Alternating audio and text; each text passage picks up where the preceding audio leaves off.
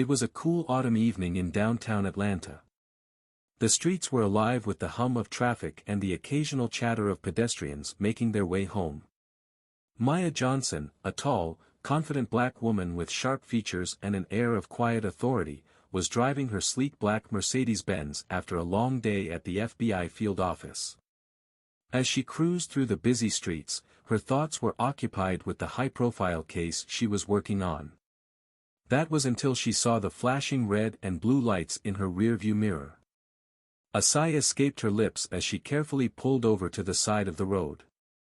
Approaching her car with a swagger of authority was Officer Rick Matthews, a middle-aged, burly cop with a reputation for his heavy-handed tactics. His eyes immediately narrowed at the sight of Maya behind the wheel.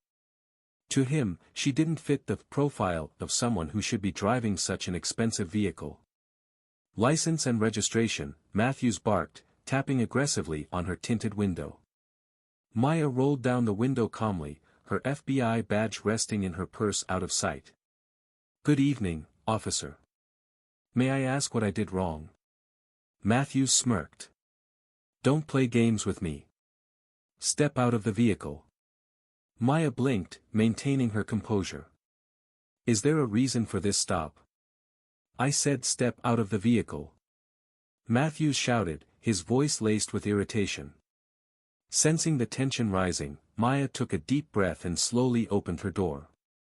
Passers-by had started recording the encounter, sensing something wasn't right. Matthews grabbed her wrist roughly. "Where'd you get this car? You steal it?" Maya's jaw tightened, but she stayed calm. "This is my car, officer. The registration is in the glove compartment." Ignoring her, Matthews pushed her against the car and slapped handcuffs on her wrists. "You're under arrest for grand theft auto and resisting arrest," he sneered. Maya glanced at the growing crowd, her voice steady but firm. "You have no idea who I am. But you will." At the station, the situation worsened. Officers chuckled and whispered amongst themselves, making jokes as Matthews paraded Maya through the precinct like a trophy. "Another one trying to play rich, huh?" one officer laughed. Matthews smirked. "Yeah, caught her red-handed in a stolen vehicle." Maya stood tall, her hands still cuffed behind her. "I'd like to make my phone call now," she said calmly. "Not so fast," Matthews said. "Let's see some ID first, Miss Fancy Car." He rifled through her purse and froze when he pulled out her FBI badge. The room went dead silent. The station's captain, a gruff but fair man named Captain Reynolds, happened to walk by. His eyes widened in horror when he saw the badge. "What the hell is going on here?" he bellowed. Matthews stammered. "'Es sir, she. I thought." Maya smiled coolly. "Officer Matthews arrested me for grand theft auto. Would you mind running my name in your system, Captain?" Captain Reynolds snatched the badge, reading it carefully. "Agent Maya Johnson. FBI." Maya nodded. "That's correct. And I suggest you uncuff me before this turns into a federal case of wrongful arrest, racial profiling, and excessive force." Reynolds barked orders. "Get those cuffs off her, now." Matthews stood frozen, his face paling as reality dawned on him. The next morning, social media erupted with footage of the arrest.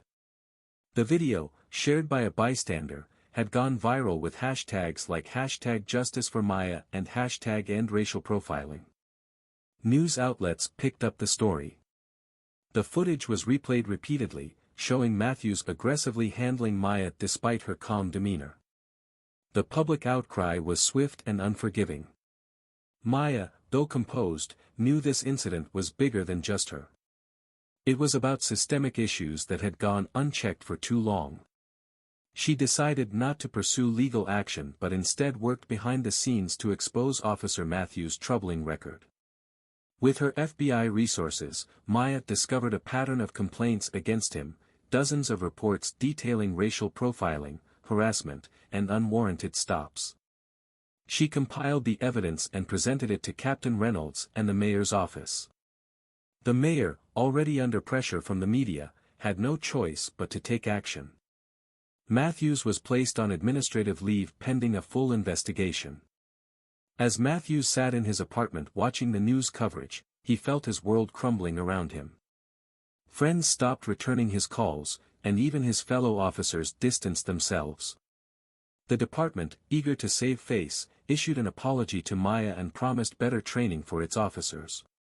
Maya, on the other hand, was rising.